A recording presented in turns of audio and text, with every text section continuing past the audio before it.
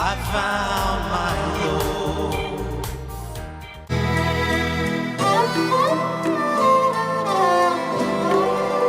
गजल में बंदिशो अल्फाज ही नहीं काफी, गजल में बंदिशो अल्फाज ही नहीं काफी, जिगर का खून भी कुछ चाहिए असल के लिए, अंदाज़े बयान, अंदाज़े बयान, अंदाज़े बयान।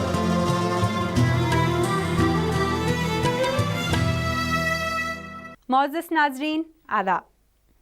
अल्लाह अगर तौफीक न दे, इंसान के बस का काम नहीं।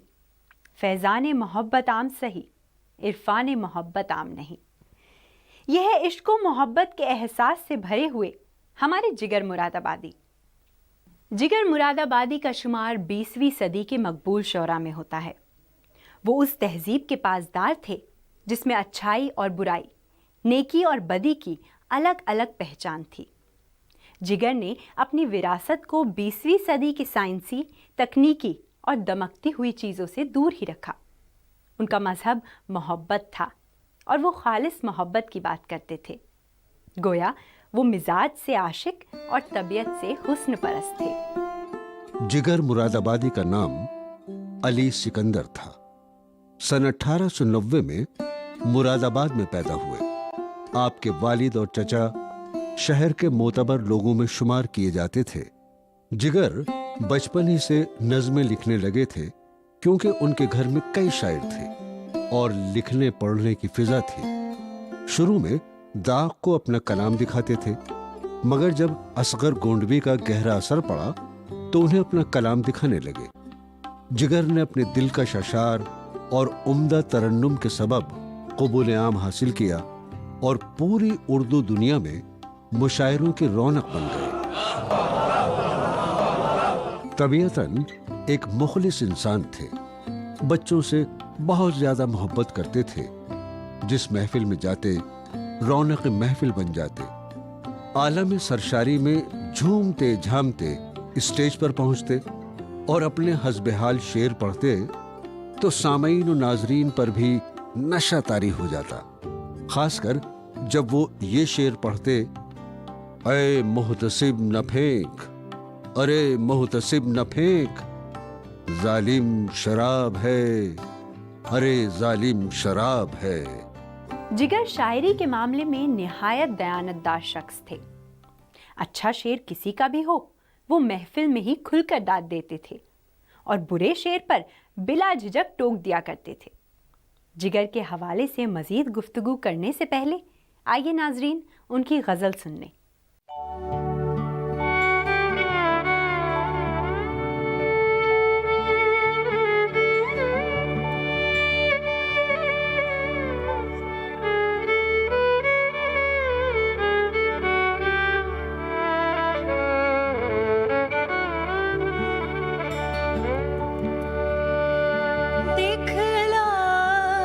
झलक रूपोश हुए, दिखला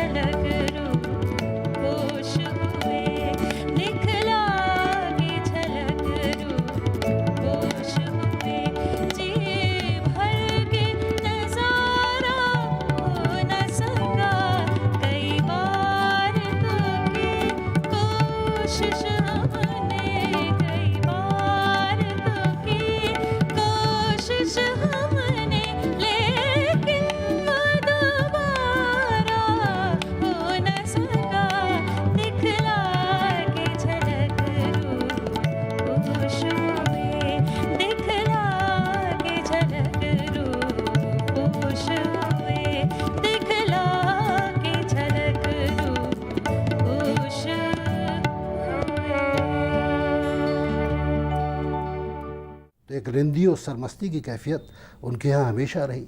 तो उनकी गज़ल में रिंदी और सरमस्ती के साथ साथ इश्क की ये दोनों कैफियत, आम तौर पे तो उनका जो इश्क है वो इश्क मजाजी है। उनका महबूब इसी दुनिया का चलता फिरता आदमी है, चलता फिरता हुआ वो शख्स है कि जो अपने मुख्तलिफ़ कैफियत और मुख्तलिफ़ ज़ावियों के साथ उनकी शायरी में, उनकी गज़ल में नज़र आता है। लेकिन जब इसी कैफियत को गोया ये जो इश्क मजाजी है, जब इसमें वो अपनी इंतहाई कैफियत में पर पहुँचते हैं तो मालूम होता है कि ये इश्क हकीकी में बदलने लगता है और उनके यहाँ तसव्वुफ़ की चीज़ें भी सामने आने लगती हैं। रिंद जो मुझको समझते हैं उन्हें होश नहीं, मैं कदा साज हूँ मैं कदा बर्दोश नहीं। एक वक्त तक शराब उनकी ज़िंदगी का ख़ास जुज़ रही और इसका असर उनकी शायरी पर पड़ता रहा।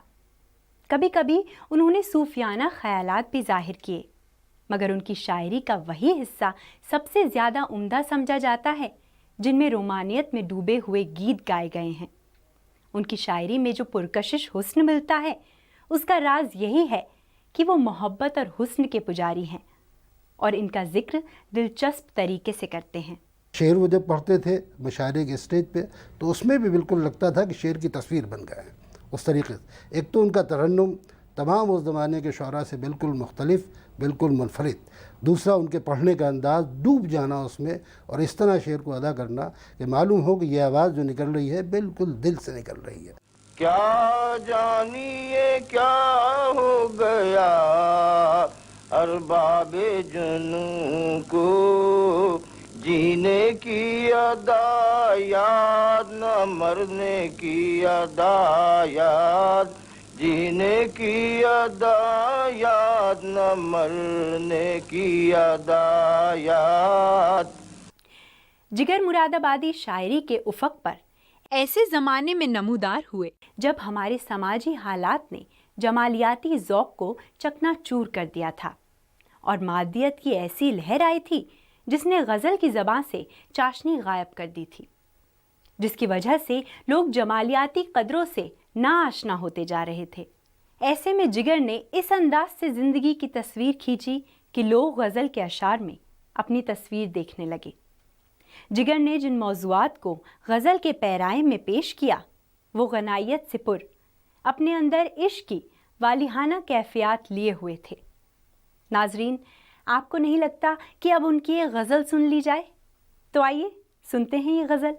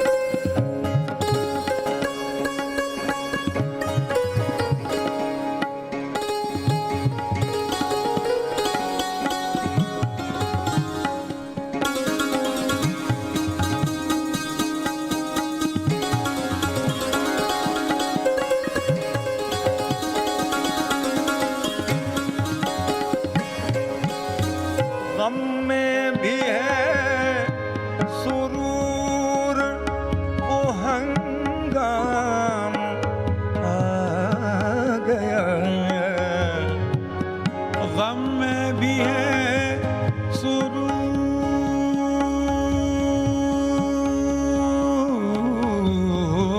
गम में भी है सुरूर, वो हंगाम आ गया। शायद के दौरे बदए गुलफाम आ गया, शायद के दौरे बदए गुलफाम आ गया। मौत आ गई के दोस्त का पैगाम आ गया, दिल को सुकून।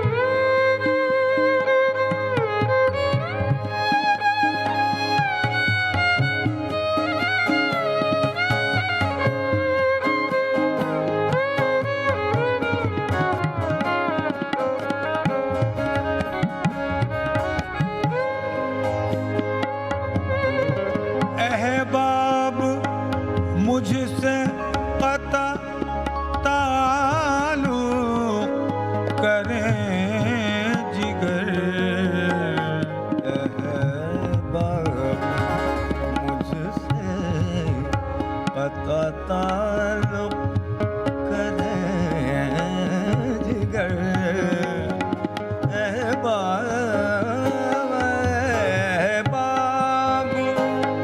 मुझसे क़ता ताल्लुक़ करें जिगर।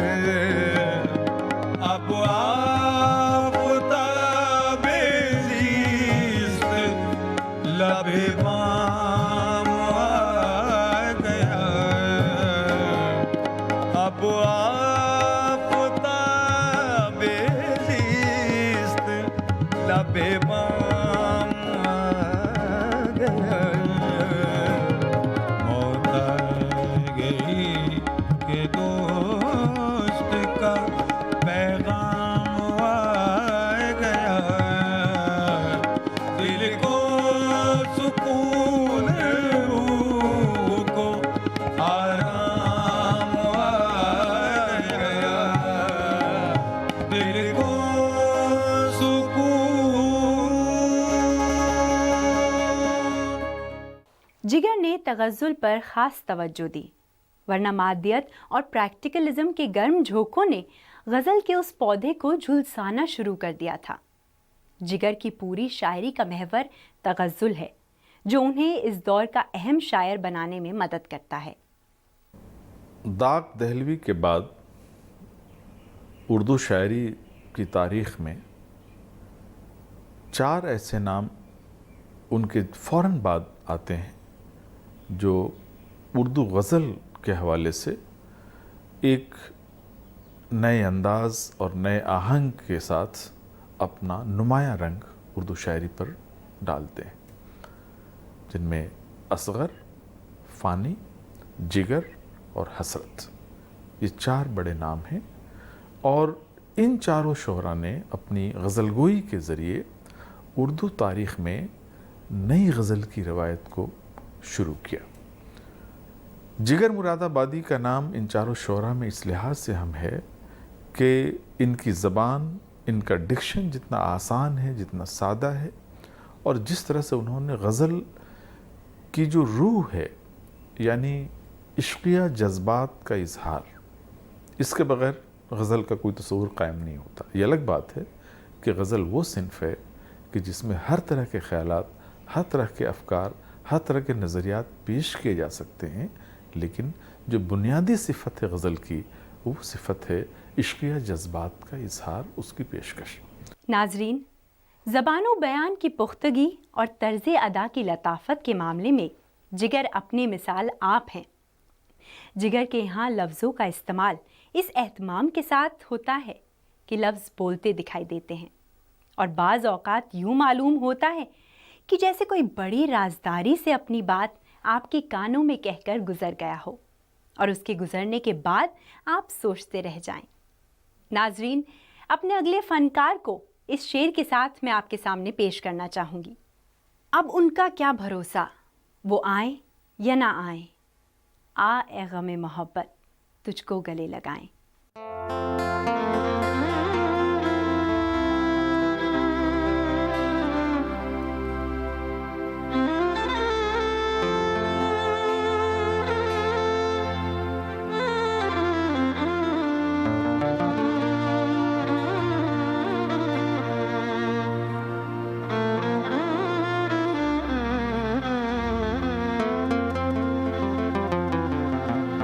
काम आखिर जज़्बे बे इख्तियार ही गया। काम आखिर जज़्बे बे इख्तियार ही गया। दिल इस सूरत से तड़पा उनको प्यारा ही गया। दिल कुछ इस सूरत से तड़पा उनको प्यारा ही गया।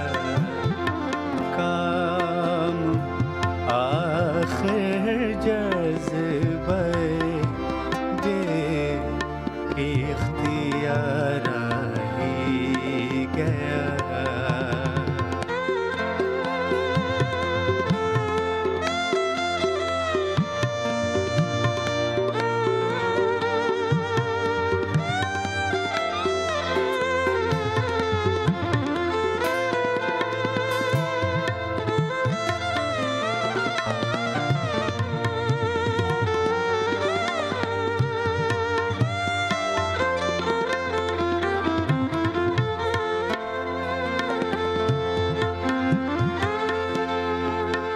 इस तरह खुश हूँ किसी के वादाए फरदा पे मैं।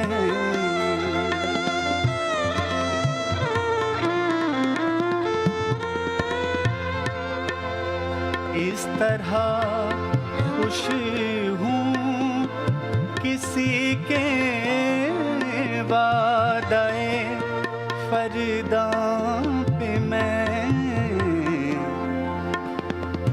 दर हकीकत जैसे मुझको एतबार ही गया। दर हकीकत जैसे मुझको एतबार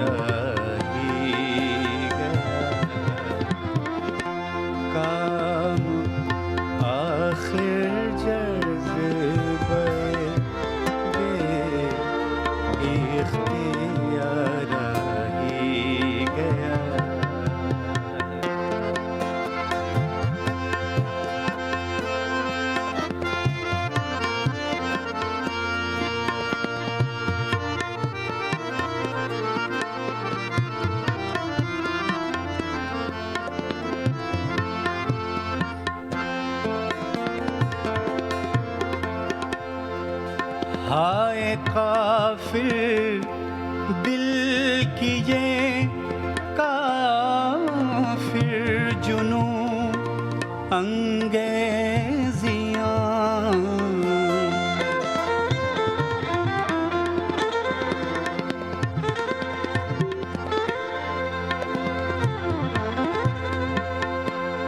हाय काफिर दिल की ये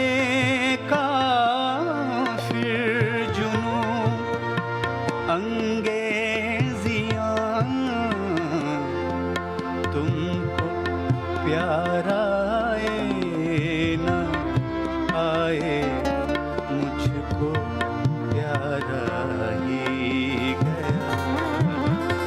तुमको प्यारा आए ना आए, मुझको प्यारा ही गया।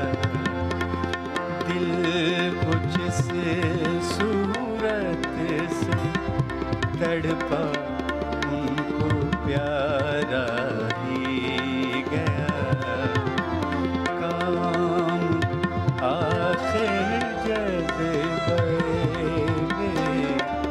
इख्तियार ही गया। काम आखिर जज़्बे बे इख्तियार ही गया।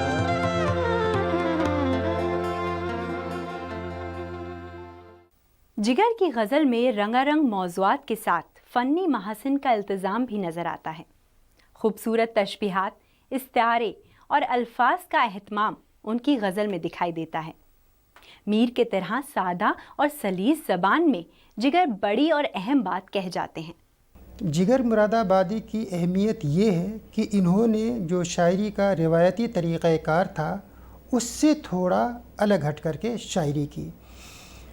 इनकी यहाँ तसव्वुफ़ के मौज़ूआत पे भी शायरी मिलती है, सियासत के मौजू पे भी मिलती है और इश्क़ के मौजू पे भी शायरी मिलती है। लेकिन इनकी शायरी में एक कैफ़ है, एक जज्बाती कैफियत का एहसास होता है पूरी शायरी में इनकी। जिगर मुरादाबादी की शायरी बहुत ही आम फहम है, उसमें कोई मुश्किल पसंदी नहीं है, अरबी फ़ारसी के अल्फाज कम हैं। सो आप जिगर मुरादाबादी की शायरी को पढ़ करके महसूस करेंगे कि उसमें बहुत ज़्यादा लिखे पढ़े होने की ज़रूरत नहीं है। उसको समझने के लिए आपको बहुत ज़्यादा समझदार होना ज़रूरी नहीं है। बस ये है कि इश्क़ के मामलात, सियासत, तसव्वुफ़, इसकी अगर थोड़ी बहुत भी आपको जानकारी है तो आप जिगर मुरादाबादी की शायरी से लुत्फ़अंदोज़ हो सकते हैं और जिगर मुरादाबादी की शायरी को अच्छी तरह से समझ सकते हैं। सावन की रैन अंधेरी, तन्हाइयों का आलम, भूले हुए फसाने सब याद आ रहे हैं। उम्र के आखिरी अय्याम में जिगर ने मै नोशी से तौबा कर लिया और तसव्वुफ़ की तरफ राग़िब हुए। उनके अशार में तसव्वुफ़ का रंग आखिरी दिनों की यादगार है। जिगर का इंतकाल 9 सितंबर 1960 को हुआ। जिगर मुरादाबादी के 3 दीवान दाग़े जिगर, शोलाए तूर और आतिशे गुल मकबूल हैं। वो ख़ास तरह की मोहब्बत से भरपूर शायरी करते थे जिनमें कैफ और सुरूर पाया जाता है। लेके ख़त उनका किया ज़ब्त बहुत कुछ, लेकिन थरथराते हुए हाथों ने भरम खोल दिया। नाजरीन, आज का ये सफ़र यहीं तक। अगली महफ़िल में एक और शायर के अंदाज़े बयां और उनके कलाम के साथ मैं सरवर ज़हरा हाज़िर होंगी। तब तक के लिए खुदा हाफ़िज़।